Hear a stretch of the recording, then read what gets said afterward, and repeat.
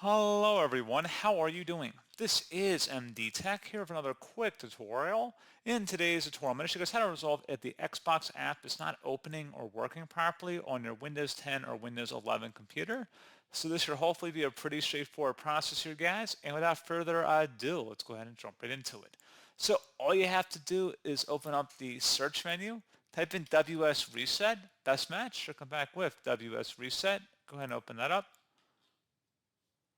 Close out of here, and then open up the search menu again. Type in settings, best match, should come back with settings. Go ahead and open that up. Select apps on the left panel, and then on the right side, select installed apps. Type in Xbox.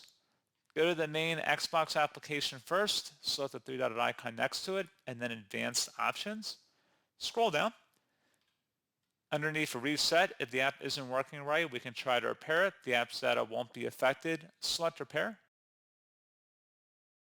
And then if you're still having a problem, you can select the second option here, where if the app still isn't working right, reset it. The app's data will be deleted. Select reset. This will permanently delete the app's data on this device, including your preferences and sign-in details. Select reset.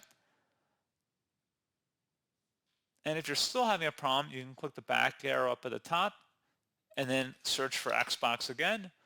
We're going to go underneath Xbox Live now, and we're going to do the exact same thing that we did before in the same order. Again, you would do the repair option and then the reset option.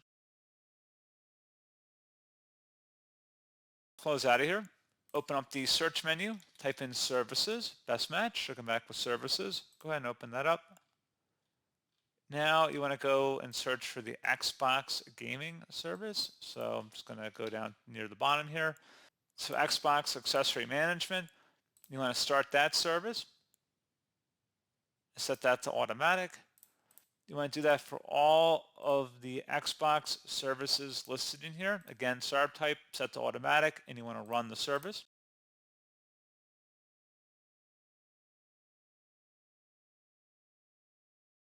Apply and OK. And now that we've done all of those actions, you want to restart your computer.